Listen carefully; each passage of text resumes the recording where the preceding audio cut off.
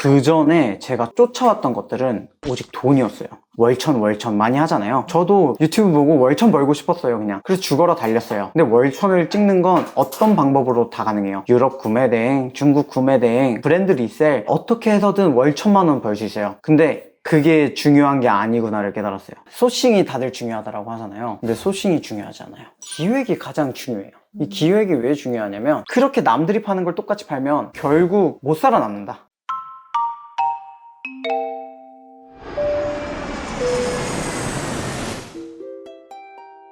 화이팅!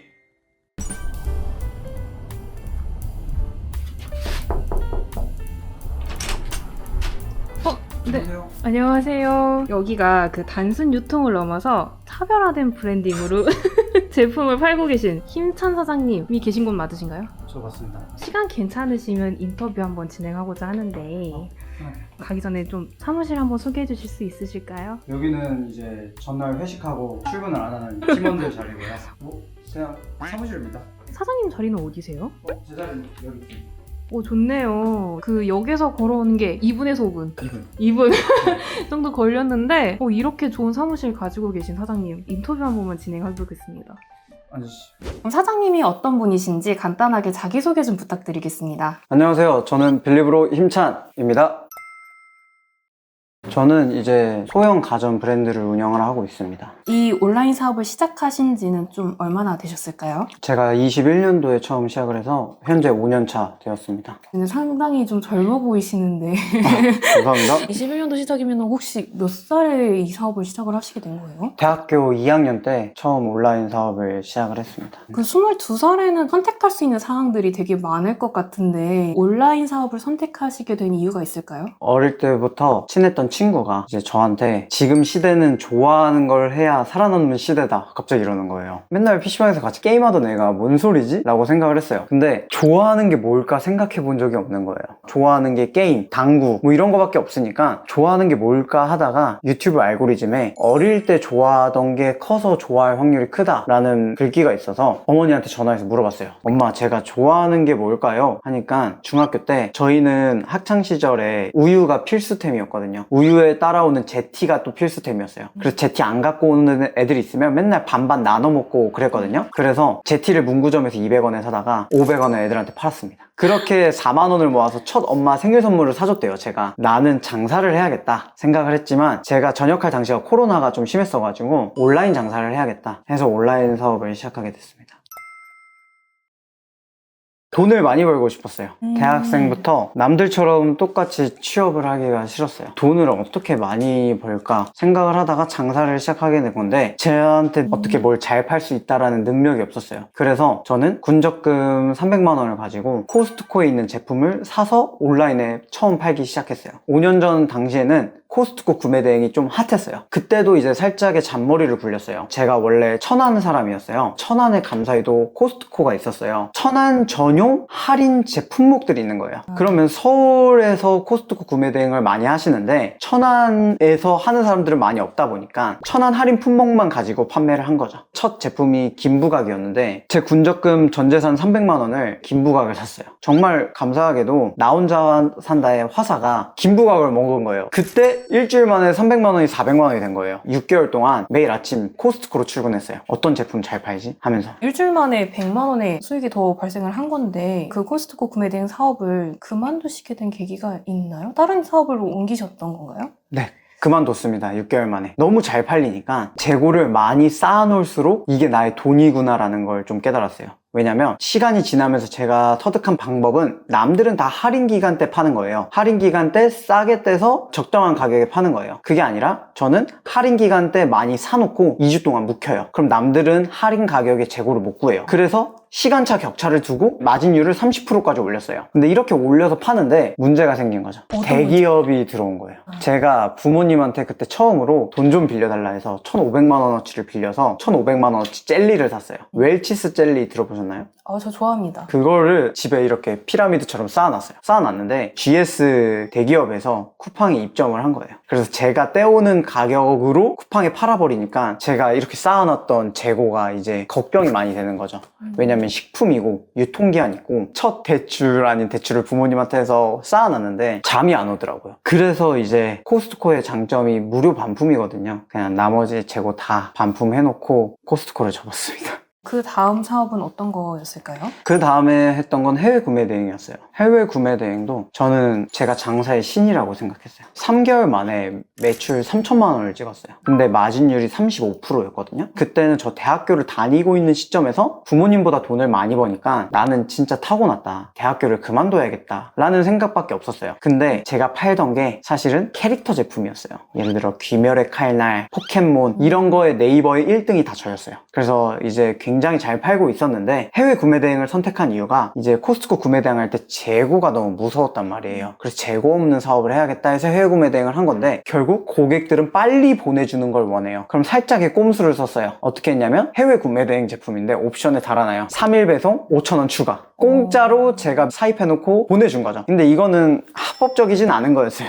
어떻게 하면 그냥 잘 팔까라는 생각밖에 없었던 것 같아요. 어떻게 하면 마진을 조금이라도 더 잘 볼까 하면서 그렇게 캐릭터 상품으로 많은 돈을 벌었어요. 근데 이제 지재권 신고들에 들어오기 시작한 거죠. 몰랐어요. 4년 전에는 이런 거 팔면 된다 안 된다 알려주는 사람들이 없어가지고 캐릭터 상품을 팔면 되는지 안 되는지 몰랐어요. 진짜 모르고 어디까지 판매했었냐면 중국에 베개에 프린팅을 해주는 공장을 찾았어요. 그 다음에 BTS 사진을 프린트해서 팔았어요. 그리고 또 귀멸의 칼날도 최근에 이제 끝났고 네. 경찰 조사가 이제 캐릭터는 안 되는구나 하면서 캐릭터 아닌데도 잘 팔 수 있으려면 내가 하나의 키워드를 만들어야겠다라는 생각이 컸어요. 왜냐면 캐릭터라는 게 이미 다 키워드가 만들어져 있고 거기에 저희가 들어간 거였잖아요. 그게 아니라 새로운 키워드를 만들어서 바이럴 시켜야겠다. 그래서 제가 한국에 처음 가져왔던 게 벽타는 산타였어요. 산타라는 키워드가 너무 뜨기 시작해서 이제 중국 산타 공장들을 열심히 파헤치기 시작했어요. 그러다가 이제 제가 처음 갖고 와서 대박을 쳤죠. 왜냐면 파는 사람이 저밖에 없고 한 사람이 달아놓으면 그게 마케팅이니까. 그러면서 이제 경쟁사들이 다 따라 팔기 시작하는 거예요. 근데 저는 학생이고 돈이 없다 보니까 이제 돈 많은 한국 아저씨들이 그걸 사입해서 한국에서 파는 거예요. 저는 거기까지는 이제 몰랐던 거죠. 판매 능력이 없었던 거죠. 그리고 또 사입은 하기 싫었고 그렇게 해외 구매 대행을 마무리했습니다. 그러면 좀 궁금한 게 아까 3일 배송하면 5,000원 추가가 가능했다고 하셨잖아요. 그럼 이거는 사입이 아니라 어떤 방식으로 진행이 됐었던 걸까요? 살짝의 꼼수인데 네. 배송 대행지에 미리 재고를 쌓아놔요.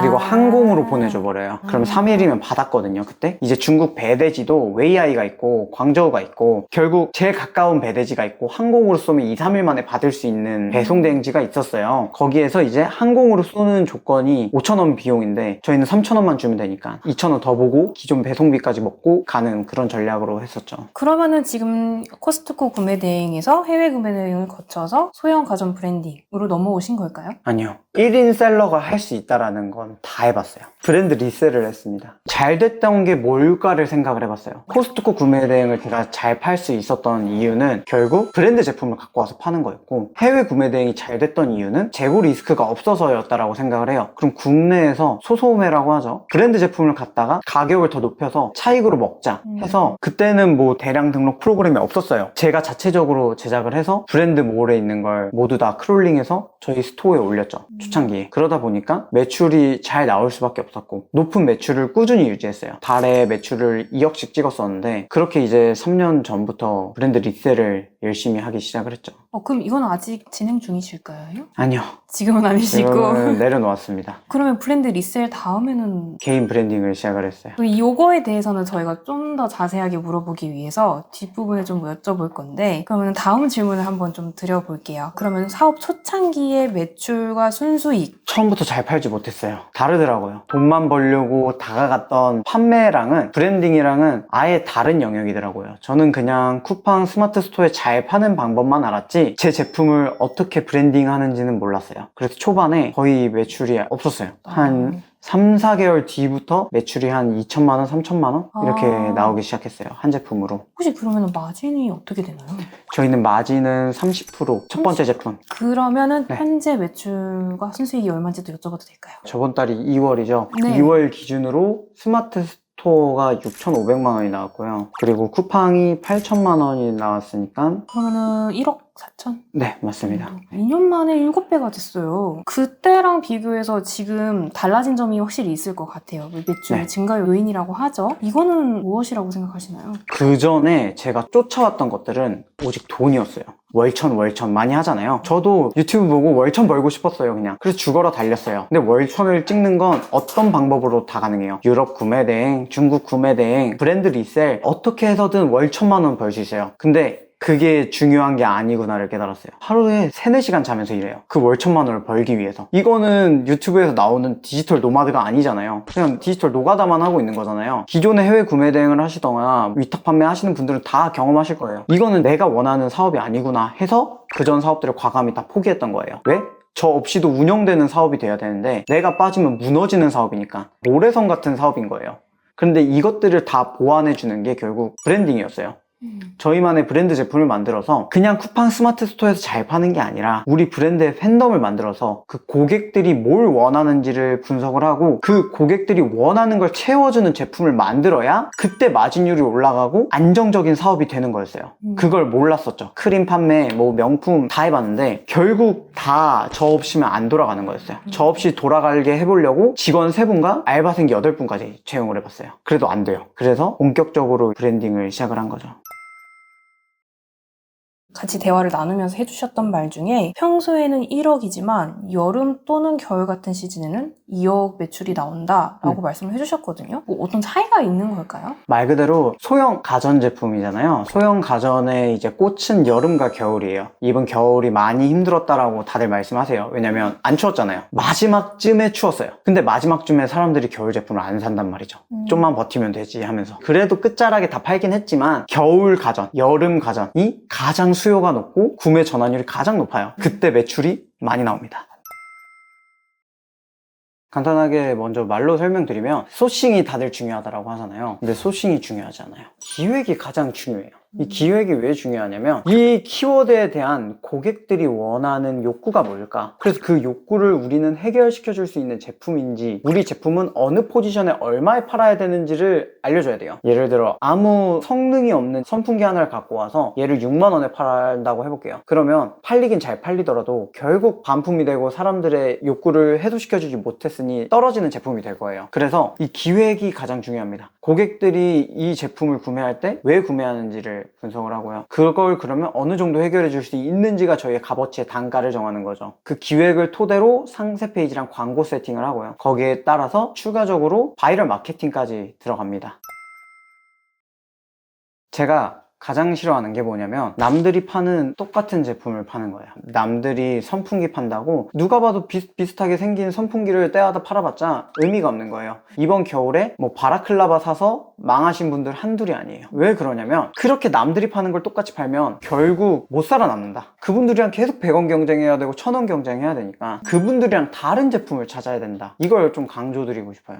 보여주실 수 있나요? 혹시 그 아이템이라도? 예를 들어 이거 뭔지 아시나요? 보풀 제거기? 그쵸. 보풀 제거기예요. 남들은 어떤 보풀 제거기를 파냐면 머리가 하나짜리 누구나 알만한 보풀 제거기를 판매를 해요. 근데 피디님도 보풀 제거기 써보시면 아실 거예요. 한번 왔다 갔다 해서 된 적이 없죠. 안 되죠. 그쵸. 그러면 머리를 2개 단 거예요. 한번 왔다 갔다 할 때 2번의 힘 하면서 고객들이 보풀 제거기를 원하는 건 옷 손상 덜 되는 거 다 떠나서 그냥 보풀이 잘 제거되는 거예요. 그러면 얼마나 보풀이 잘 제거되기 위한 제품의 소구점을 갖췄는지가 이 제품의 단가를 판매하는 거죠. 그럼 기본적으로 보풀 제거기 단가가 2만 원대라면 얘는 3만 원 후반대 팔아도 팔린다 이거예요. 이거의 값어치를 알아주는 사람이 있으니까. 그래서 남들이 파는 제품을 도매국에서 똑같은 제품 똑같이 들어가봤자 잘 팔릴 거예요. 하지만 6개월 뒤면 그런 제품 또 찾고 있어야 돼요. 이게 제가 아까 말한 모래성처럼 쓰러지는 사업이었어요. 그래서 나만의 제품을 제 관점이 아니라 무조건 고객의 관점에서 고객이 어떤 걸 원하는지를 분석하고 그 다음에 제품으로 뽑아내면 그게 돈이 된다. 그러면 이제 한 제품으로도 꾸준하게 잘 판매할 수 있다라고 믿고 지금도 판매를 하고 있습니다. 그러면 이 제품 같은 경우는 사입을 좀 하셔서 브랜딩을 하시는 걸까요? 맞아요. 저는 궁금한 게 다른 사장님들은 보시면 사무실에도 재고 있고 뭐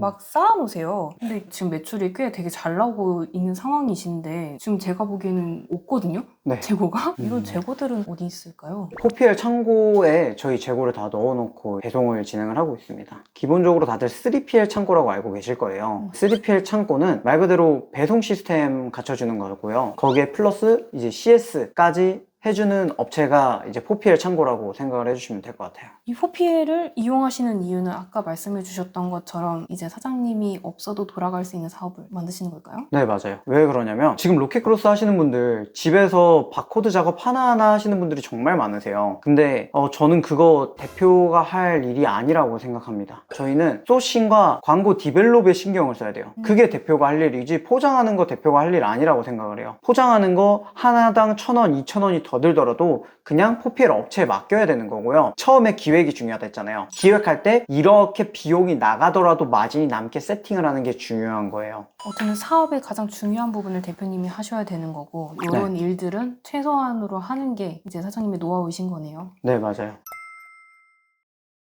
어떻게 하면 고객의 욕구를 많이 해결해 줄 수 있을까라고 생각을 많이 했어요. 또 그와 동시에 남들이 하지 못하는 걸 하고 싶었어요. 그게 바로 KC 인증이었어요. 왜냐면 이 제품 하나 인증받을 때마다 300에서 400만 원이라는 비용이 들고요. 거기에 플러스 3개월이라는 기간이 듭니다. 그러면 일반 셀러들은 투자 못해요. 3, 4개월 뒤에 안 팔리면 어떻게 하려고? 300만 원을 제품에 투자해? 이게 말이 돼? 전 자신 있으니까. 어떻게 제품을 들고 와도 다 팔 자신이 있으니까 들고 오는 거예요. 이게 진입장벽이라고 생각을 했습니다. 그래야 못 따라오고, 또 제가 중요하게 생각한 건 제가 지금 5개의 제품만 운영을 하고 있지만 그 전에 테스트한 제품들이 정말 많아요. 상품들이 잘 된 데는 잘 된 이유가 있었고, 잘 되다가 망한 제품들도 있고, 처음부터 안 된 제품들도 있고, 제품들을 여러 가지를 그냥 등록을 해봤을 때 잘 되고 안 된 이유는 명확했어요. 그래서 잘 된 이유들은 다 모아서 저만의 체크리스트를 만들었어요. 하나 들어갈 때 무조건 이 루틴은 지켜야 이 제품으로는 먹고 살 수 있다. 반대로 안 되는 것들도 다 빼기 시작한 거죠. 한 제품 들어갈 때 저는 체크리스트 300개를 체크해야 돼요. 한두 가지만 알려주실 수 있나요? 가장 중요한 건 고객들이 원하는 시장 단가는 정해져 있다예요. 왜냐면 그냥 이 보풀 제거기를 파는데 아무리 효과가 좋아봤자 얘를 8만 원에 올려놓는다? 받아보면 8만 원 퀄리티가 아니라는 걸 고객들이 알 거예요. 그러면 아무리 잘 팔려봤자 결국 나중에는 리뷰가 안 좋은 게 달리기 시작할 거고, 걔는 어차피 무너지는 제품이 되는 거예요. 그래서 초반에 기획 단계부터 샘플 테스트를 할 때 저는 모든 샘플을 다 시켜봐요. 그리고 다 사용해보고 여기서 1등 살아남는 제품을 골라서 사입을 진행을 합니다. 이게 굉장히 중요한데 다들 그냥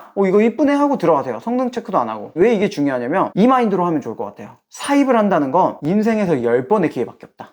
그 정도로 신중하게 들어가야 돼요. 진짜 우리 제품을 만드는 거니까 누구보다 신중하게 사입을 들어가야 그만큼 좋은 제품이고 안 좋은 리뷰가 안 달리고 결국 나중에는 살아남는 제품이 될 건데, 이제 사입을 그렇게 안 하시는 분들이 많아서 조금 안타까워요. 그러면은 다음 질문을 한번 여쭤보고 싶은데, 많은 이커머스 사업을 거쳐 오셨어요. 뭐 위탁부터 사입부터 제조도 지금 하시고 계신가요? 네. 되게 그러면 테크트리라고 하나요? 그런 식으로 진행을 하게 되는데 현재 하시는 사업이 다른 사업에 비해서 좀 강점이 있을까요? 저는 그 말을 믿고 싶었어요. 방금 PD님이 말씀하신 테크트리. 네. 해외 구매대, 그 다음에 위탁, 그 다음에 사입, 그 다음에 뭐 브랜딩, 이런 게 단계가 있는 줄 알았어요. 해외 구매대행은 초보자가 하는 거고, 브랜딩은 이제 고수가 하는 거고, 이런 게 있는 줄 알았거든요. 아닌 것 같아요. 왜 그러냐면 오프라인 사업을 PD님께서 하신다고 하시면 치킨집을 차리셨어요. 근데 초보용 치킨집 알려주세요, 이런 게 없거든요. 치킨집을 잘 운영하느냐 마느냐 싸움이에요. 그러면 치킨집을 잘 운영하려면 치킨집을 잘 운영하는 사람들 걸 어떻게든 따라야 하고 그 이상으로 발전시켜야 돼요. 그래야 치킨집으로 살아남을 수 있다라고 생각을 해요. 온라인 셀링 똑같아요. 결국 사업하러 들어오신 거고, 이걸 어떻게 잘 판매하느냐 아느냐, 꾸준히 이어지는 단단한 사업으로 만드느냐 아느냐 싸움이니까 초보용 온라인 판매 없다. 그냥 이걸 잘 운영하려면 잘하는 분들 걸 어떻게든 잘 벤치마킹을 해야 되는데, 온라인은 사기예요. 잘하는 사람들이 어떻게 잘하는지를 다 분석할 수가 있어요. 그래서 저는 온라인 사업이 저랑 잘 맞다고 생각해요. 잘하는 게 왜 잘하는지를 다 배울 수가 있으니까. 그럼 그거를 다 제 것만의 체크리스트로 적용하고 그렇게 제품만 뽑아내면 그냥 들어가는 거보다 100배 낫다 이거죠. 그러면은 요 브랜딩 요 사업이 다른 사업에 차별할 수 있는 좀 그런 점이 있을까요?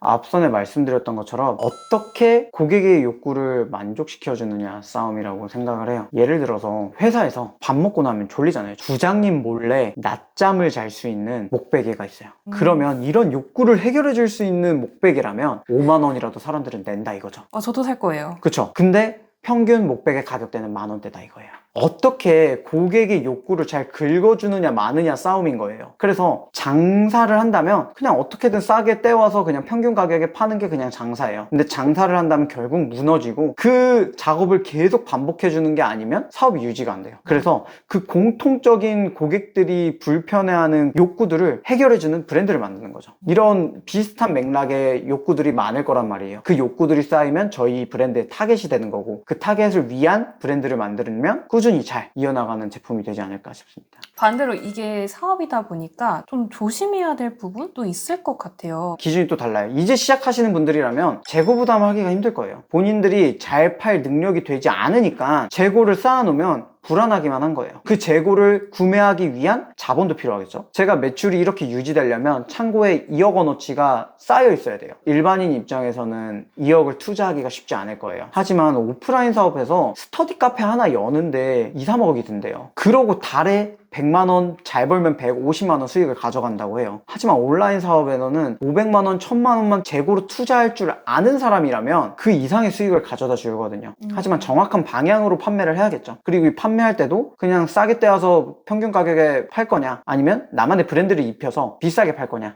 이 전략에 따라 또 다를 것 같아요. 제가 이번에 부산에 소품샵을 갔어요. 휴지 케이스가 35,000원에 팔더라고요. 완전 이쁘게 생긴 게 바로 샀어요. 너무 이쁘니까. 근데 똑같은 제품 로고가 안 달린 상태로 쿠팡에 5,000원에 팔아요. 이게 브랜딩과 비브랜드의 차이라는 거죠. 쿠팡에 들어가면 그냥 5,000원이면 주고 사면 되는데 그 소품샵을 원하는 사람들 니즈로 배치가 되어 있으니까 35,000원이어도 사람들은 지갑을 연다 이거죠. 그 차이로 어떻게 내 제품의 값어치를 더할지를 좀 생각하면 좋겠고 값어치를 더하려면 거기에 맞는 고객의 욕구를 해결해 줘야 된다라고 생각을 합니다. 화면을 통해서 저희가 알아보기 전에 한번 얘기를 나눠보면 좋겠는데 현재는 혹시 어떤 방식으로 소싱을 하고 계시는지 대략적으로만 좀 설명해 주실 수 있나요? 소싱을 할 때는 제가 가장 중요하게 생각하는 건 디테일한 고객들의 욕구가 있는 제품인가. 고풀 제거기면 원래 2번 할 때 1번이면 됩니다. 이렇게 고객의 그 자극을 긁어줄 만한 요소가 있는 제품인가를 소싱을 하는 것 같아요. 당연히 검색량 이런 거 안 보는 거 아니지만 검색량보다도 시장이 중요한 것 같아요. 이걸 찾는 타겟들의 시장. 그러면 혹시 남들이 팔지 않는 제품을 찾는 기준은 또 있으실까요? 네, 모두가 하고 있는 거지만 경쟁사의 리뷰를 다 봅니다. 경쟁사의 리뷰 낮은 순으로 할게요. 제가 전자레인지 용기를 판매한다고 칠게요. 리뷰 안 좋은 애들의 공통적인 애들이 냄새가 배어요. 아하. 그리고 뚜껑에 밀폐력이 안 닫혀요. 그리고 그 전자레인지 용기를 꺼낼 때 뜨거워요. 이런 거 다 공감할 만한 거예요. 그러면 저는 손잡이가 달린 용기를 찾을 거예요. 그럼 거기에서 소싱을 할 때 조건은 무조건 밀폐력이 잘 되는 용기여야 돼요. 이런 식으로 샘플 테스트를 들어가겠죠. 결국 고객들의 리뷰에 정답이 정해져 있고 이걸 해결해 줄 만한 제품을 찾는 순간 남들은 다 6,000원에 팔 때 2만 원에 팔아도 팔리는 거예요. 고객이 니즈 파악하고 그들이 싫어하는 거를 보완해주는 그쵸. 그런 제품을 찾는 거군요. 이런 것들 제가 한번 실제로 보고 싶은데 사장님 네. 한번 보여주실 수 있으실까요? 네, 간단하게. 좋습니다. 한번 보여주시면 될 것 같고. 검색량이 중요하다라고 많이들 말씀하시잖아요. 근데 저는 검색량은 이제 옛날 거다. 검색량보다 중요한 건 시장 규모다. 얼마나 많이 잘 팔리는 시장인가가 중요하지 검색량이 많은 건 의미가 없다. 7단 사다리 저희가 할 수 있을까요? 로켓크로스? 무겁지 않을까요? 20kg가 넘으면 안 될 것 같아요. 그럼 7단 사다리를 한번 쳐봐요. 이런 거밖에 없어요. 그러니까 로켓크로스 입고가 안 되는 건데 한 5단 사다리부터는 가능한 게 있네요. 그러면 이 시장을 보는 거예요. 6단 사다리 보면 똑같이 로켓크로스 입고된 게 없어요. 그러면 일반 판매로 잘 팔리는 제품들이 있을 거예요. 예를 들어 이런 제품들 접이식이에요. 이거 로켓크로스 입고 되겠죠. 근데 이걸 로켓크로스로 파는 사람 없죠. 이런 걸 사입 들어가는 거죠. 어떻게 하면 이런 틈새를 발견해서 여기서 저희만의 좋은 제품을 발견하느냐. 이런 제품들 있잖아요. 네. 10만 원에 팔고요. 11만 원에 팔아요.